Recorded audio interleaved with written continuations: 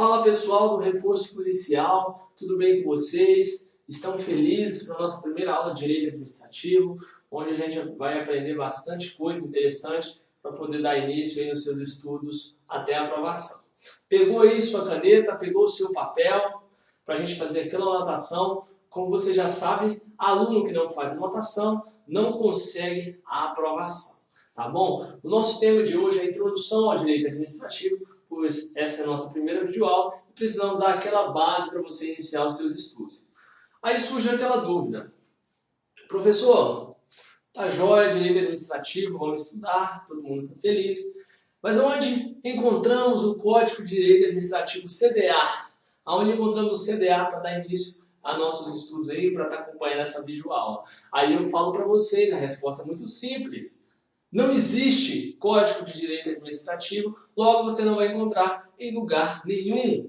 Ai, então como que eu vou estudar o Direito Administrativo, professor? Através das leis esparsas, pois o Direito Administrativo ele está positivado, ele não está codificado. Então olha só, o Direito Administrativo está positivado, ele está escrito em algum lugar. E aonde eu vou achar esses escritos? Nas leis, ok? Na doutrina, na jurisprudência, em súmulas. Lá você vai encontrar o direito administrativo positivado. Mas essas leis, doutrinas, súmulas, elas não estão codificadas. Logo, não está resumido em um único código. Você vai ter que procurar aí diversas fontes. Só que mais tarde, daqui a pouquinho, a gente vai estudar as fontes do direito administrativo. Aí eu vou mostrar para vocês onde você consegue encontrar aí o conteúdo para o seu concurso, ok? Então olha só, antes de começar a desmiuçar o que está aqui no quadro, eu vou dar para vocês o conceito de direito administrativo. Direito administrativo é o ramo do direito público que tem como objetivo agentes, órgãos e pessoas jurídicas administrativas, ok? Isso é muito importante você saber que às vezes tem perguntado o conceito na prova. Não é uma pergunta frequente, mas pode vir a cair, e este é um conceito de Eli Lopes Meireles, um doutrinador muito requisitado aí no mundo dos concursos públicos, ok? Feito isso, vamos começar. Direito administrativo se divide em dois ramos, o público e o privado. O que importa para a gente é o público, no entanto a gente vai falar sobre o privado para que você tenha a capacidade de diferenciar na hora da sua prova. O direito administrativo do ramo público, existe uma relação de desigualdade entre as partes, ok? Há uma relação de desigualdade entre as partes. É o que chamamos de relação jurídica vertical, como eu coloquei aqui no quadro para vocês. Há uma relação jurídica vertical. O Estado está acima do indivíduo. Professor, mas por que existe essa relação de desigualdade entre as partes? Justamente para que o Estado possa impor as suas vontades e realizar a vontade dos administrados.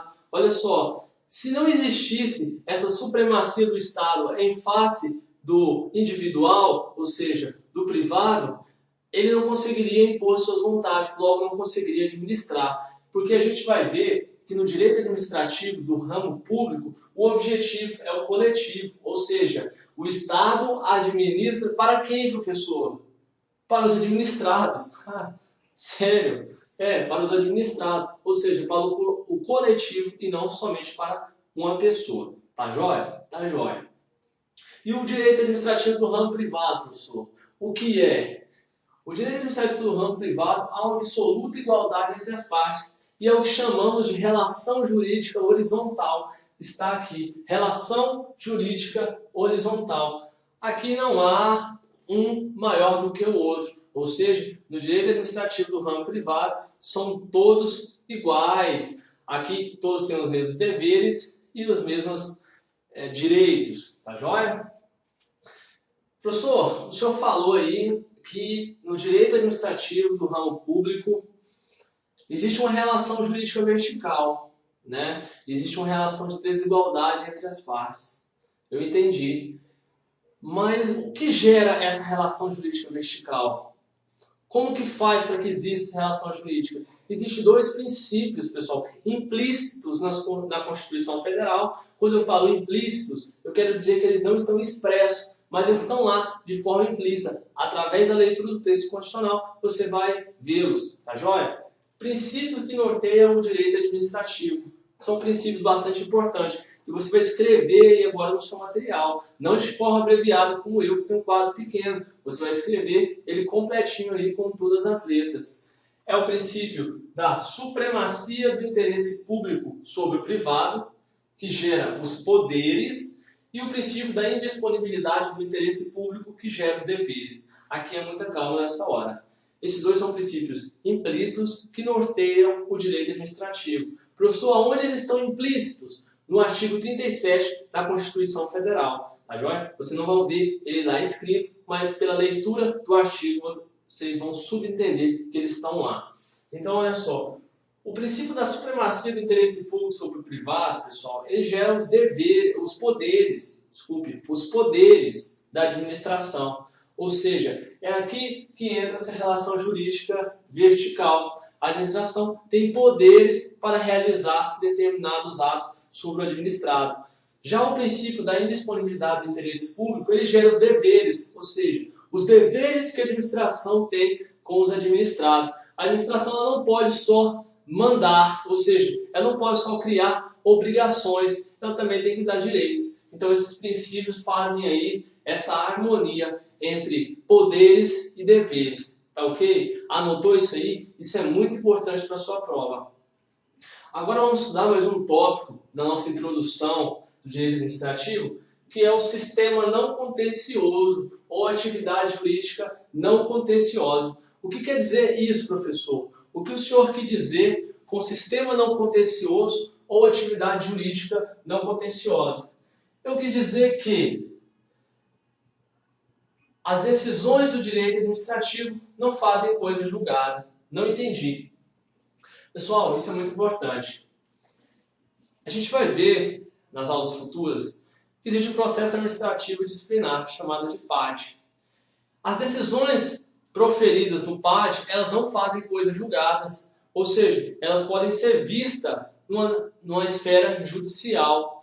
Então, o sistema adotado pelo Brasil foi o sistema não contencioso, ou seja, o sistema inglês, em que as decisões na esfera administrativa não faz coisa julgada. Professor, o que é coisa julgada, professor? É aquela decisão que não tem mais saída, é aquela decisão final. Quando falou assim, a sentença transitou em julgado, ou seja, não existe mais recurso, tá joia? Então, sentença transitada em julgado é aquela que não existe mais recurso. E no direito administrativo isso não existe, porque as decisões administrativas não fazem coisa julgada, ou seja, cabe recurso ao judiciário. Tá joia? Tá joia. Vamos lá. Fontes do direito administrativo. Aqui é a parte bastante interessante. Você falou assim, professor, o senhor falou que direito administrativo ele não está codificado.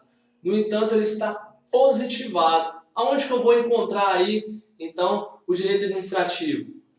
Olha só, aqui é muito interessante. Fontes do direito administrativo. São as leis, quando eu falo leis em sentido amplo, ou seja, todas aquelas do artigo 57 da Constituição Federal, súmulas vinculantes, jurisprudências, doutrinas, súmulas e costumes. Aí vamos lá. Leis. Quando eu falo lei, é lei ordinária, lei complementar, lei delegada, tá ok? Fonte de direito administrativo. Súmulas vinculantes. As súmulas vinculantes só podem ser editadas pelo STF, tá joia? São súmulas que somente o STF produz e elas são fontes primárias, assim como as leis do direito administrativo. As súmulas vinculantes, elas vinculam ao administrado e produzem aí um efeito mais expressivo do que a súmula comum, que pode ser editada por qualquer tribunal superior. Tá joia? Então, olha só, leis e súmulas vinculantes, que é aquela que só pode ser editada pelo STF, são fontes primárias do direito administrativo. No entanto, a gente tem outras fontes aqui, como jurisprudência, doutrinas, súmulas, é aquelas súmulas que qualquer tribunal superior pode editar, por exemplo, STJ, Superior Tribunal do Trabalho, pode estar editando, e os costumes.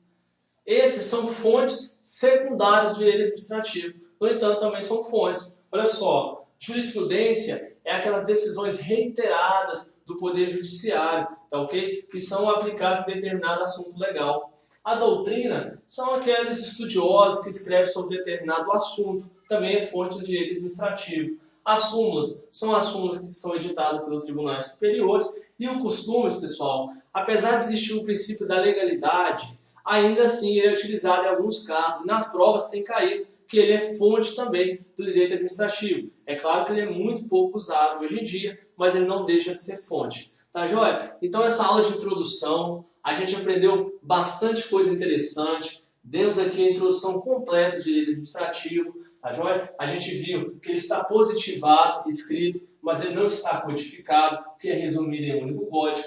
A gente viu que o direito administrativo do ramo público, ele tem uma desigualdade entre as partes, uma relação de desigualdade, e é por isso que chamamos de relação jurídica vertical. Vimos que no direito privado há uma absoluta igualdade entre as partes, por isso chamamos de relação jurídica horizontal, por isso que temos aqui indivíduo e indivíduo.